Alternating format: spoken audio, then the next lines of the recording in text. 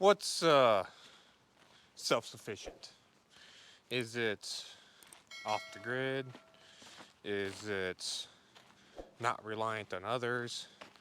Yeah, sure. Plenty of people comment stupid stuff like that all the time. The self-sufficient is, can you plant and maintain an apple tree? I can't plant them apparently because they're all in pots.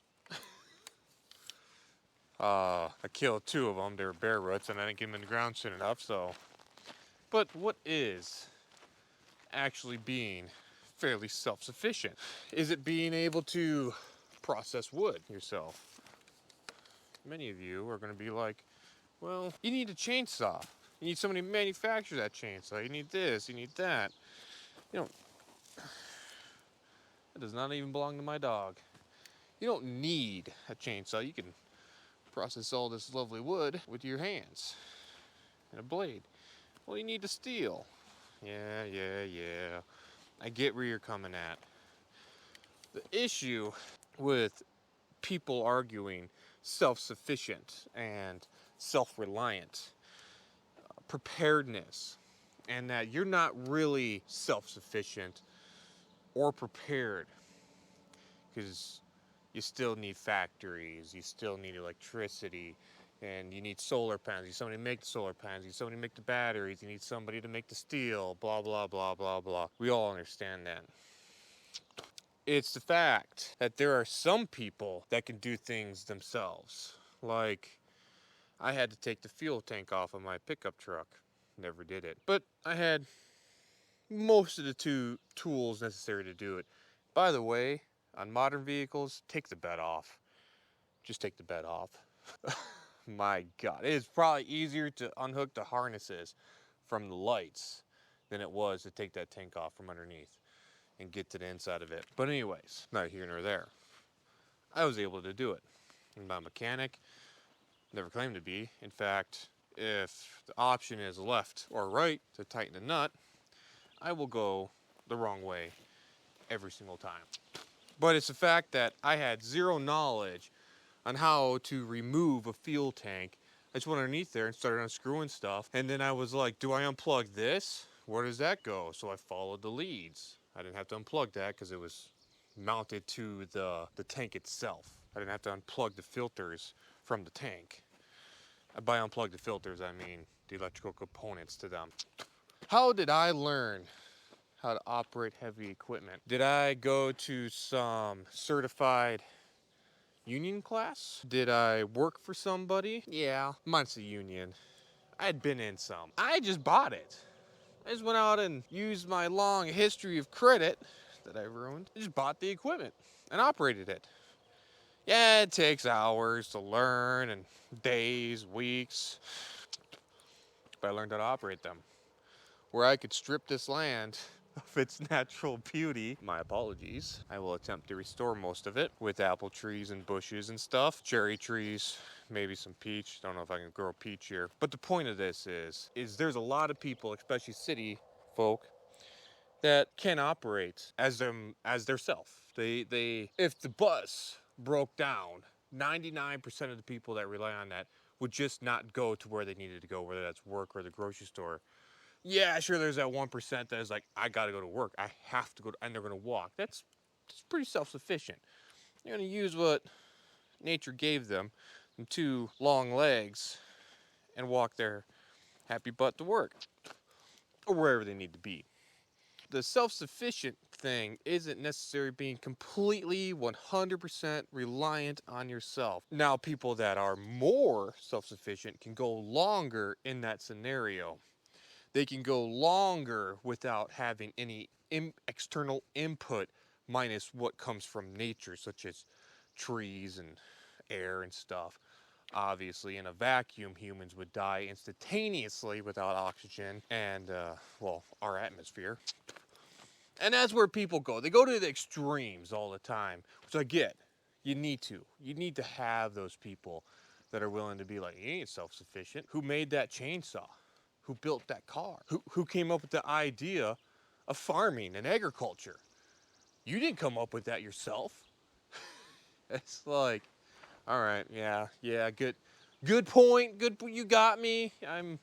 I'm stricken with, half the words I want to say I can't say, but you know what I mean. To be able to be reliant on the fact that, okay, I know I need to have a hammer in my toolbox. I need to be prepared for that moment when I need a hammer. I don't need it right now. Should have a hammer. I don't need the fire extinguisher, but I need to be able to put out a fire myself. I also need to know how to put out a fire. I also need to know what kind of things to use on those fires. Can I use water? Do I need to use chemicals? Do I need to use this? Do I need to do that? Why do fires burn? You know, having knowledge creates self-sufficiency. Now I understand schools don't like to teach you how to learn anymore. They want to teach you how to listen. The goal of being taught isn't being taught something specific. It's being taught how to learn. I don't know why this never came to me until I was like in high school and everything. It's probably why I had such an issue in school and everything. But when you make your mind have to learn instead of being, I don't know how to say it, instead of trying to master something specific, why don't you master how to learn? That's the best way I can describe it. I'm not a philosopher. I'm not a PhD holder. I have no college degree. Just an idiot with a camera. But that garden over there, it's being held up with toothpicks. Just a few stakes in the corners and 100-foot linear feet of fence. That will not end up being fully like that. But that's the gist of a garden and everything. It's actually a pretty cool picture.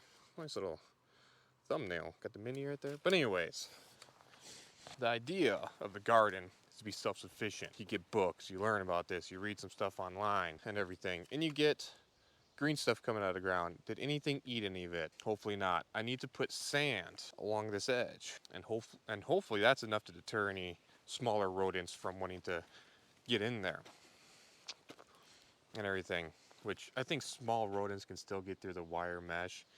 So, but I had 0 hours on this when I built this. I had around approximately 0 hours on an excavator in the first place. And I learned how to operate that thing in the winter, digging holes in snow.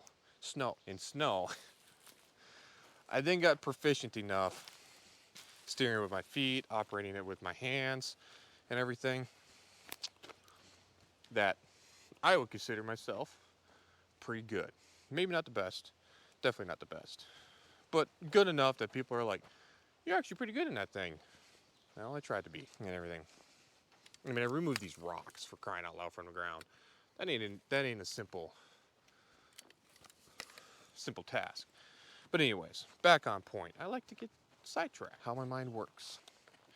School systems don't teach you self-reliance, preparedness. Yes, they do teach you to be prepared for a test. So maybe they do teach you a little bit of preparedness. But they make you work in groups, which is great. You should work in groups. But what ends up happening is that you're not really, and I am the bad side of the group, not the good side, where one or two people, like a 4-man group, ends up doing 90%, if not 100% of the work. It's 100%. One or two people end up doing 100% of the work. The other two people end up doing absolutely nothing. If not just one person ends up doing 100% of the work. And I've been the side that did absolutely nothing. One, I'm dumb. Two, school subjects, I'll leave up to the experts for the most part. I can read a paper, I can understand certain amounts of stuff, but when it comes to group projects, let's be honest here, let's leave it up to the experts in those groups. Not only that, you're not taught to really work in groups as much as exploit the group as much as possible. You know what I mean? So even the group leader will do the group project and not go against and be like, no, I'm not working with my group. Tell the teacher that and possibly take an F for refusing to work with their group and everything. And then the rest of the group will exploit the group leader, who's going to do all the work, to get a good grade. I mean, it's nuts. But that's how society works and everything. You'll always have leeches and eaters and everything like that and whatnot. And the best thing you can do is when there's really good group leaders, or there's really good just people that are able to work in groups, that you consolidate them. I am way off topic. You consolidate them. This is where cities come into play, blah, blah, blah. And Jefferson's idea of agrarian society, an agriculture society, kind of falls apart because you need mass centers for groups of people to easily reach each other quickly and daily. That's where urban centers, cities come into play. This is where Madison's idea of a republic works out kind of better. Not that farming is not important, because farming, honestly, led this country into what it is today. With all the mistakes they made in the 1700s and late 1700s with cash crops. Our form of farming today with cash crops and monoculturism, whatever people are calling it today, it stems from the founding of our country, believe it or not. And Jefferson was a part of that. Even though he warned against it, he still talked about it and issues with it. And he did actually practice some amount of, regenerative farming, as I call it today, as we call it today, as I don't call it. I didn't come up with it. But Jefferson spoke of these things long before, and he's not the first, by the way, and he quotes other people too on regenerative farming or taking care of your land, not planting the same thing over and over and over again. And we can do that because we rely on chemical fertilizers, when I say chemical fertilizer, I should say man-made, because water is a chemical. You use man-made pesticides. I mean, by man-made, I mean factory mass-produced, industrialized pesticides and fertilizers. I'm not saying that's terrible, because we should develop those things, because in an emergency, we should have them, or the capability of making them, because Mother Nature hates us. You know what I mean? It's not just Earth. It's the whole solar system, this whole galaxy is trying to kill us, right? These solar flares, objects flying through space and everything, just waiting to strike us down. So I'm just against the mass use of it. The fact that we throw away more food than we eat. We produce the majority of our stuff for cows and animals, which is fine. We got to feed our animals and we got to eat meat. But I want to know exactly how much of that meat's actually being eaten, like the efficiency of this. It's the efficient. I am way off topic. Anyways, I should probably end this video. The point I'm trying to get at is our country was founded on individualism, which is a form of self-sufficiency, self-reliance, and everything. And it's not about being 100%. It's not about not having to, I need it in frames. It's not about having to rely only on yourself or only on the things that are around you and in your environment. It's about relying on a whole chain of things. Your knowledge doesn't come from just one generation. It doesn't come from just one generation of your family. It comes from the history. The knowledge of farming and agriculture it took thousands, hundreds of thousands of years to get to this point on everything we know on agriculture, and plant biology. To sit there and be like, okay, no, I'm not allowed to read books. I'm not allowed to read history. I'm not allowed to have any knowledge but what my parents tell me and what my living grandparents tell me. That is just, no, that's not the definition of self-reliant at all. Go out there, gain knowledge, become more self-reliant, but don't forget your neighbors, your family, and everything like that. Don't forget that, yeah, you should buy products that make your life a little easier. You should buy equipment that makes your life a little easier, if not completely easier, like the washing machine, for crying out loud, is one of the greatest creations on planet Earth. It freed up women from laboring all day at the river washing clothes. You used to have to, as men, you used to have like 4 daughters just to operate your farm, just for cleaning stuff. And then we got the washing machine, which is like, once again, by the way, all the electronics is a godsend. Like It's amazing how much easier life has become because of the mass production of electronics and technology. And to sit there and be like, oh no, if you use any of that, you're not self-reliant. Yeah, if an Wisconsin-sized asteroid hit anywhere on the Earth, all that's deleted for the next 10 centuries and everything. But jeez, like that is self-reliant. Like, calm down, people. But anyways, we're gonna try to get some stuff done today. I've been sitting here just pacing back and forth like a nut job and everything, and not the rainbow flake kind. Topsoil. I don't have my skid steer here, but we need to plant trees up in here. This is where we're planting some trees and everything. Boom, boom, boom, boom, boom, boom, boom, boom, boom. We'll make a couple rows. Maybe we'll make the rows this way. Who knows? Going uphill instead of horizontal along the hill and everything. But we also need to water stuff today too. So got that going on because it's not supposed to rain till Noah's Ark's here.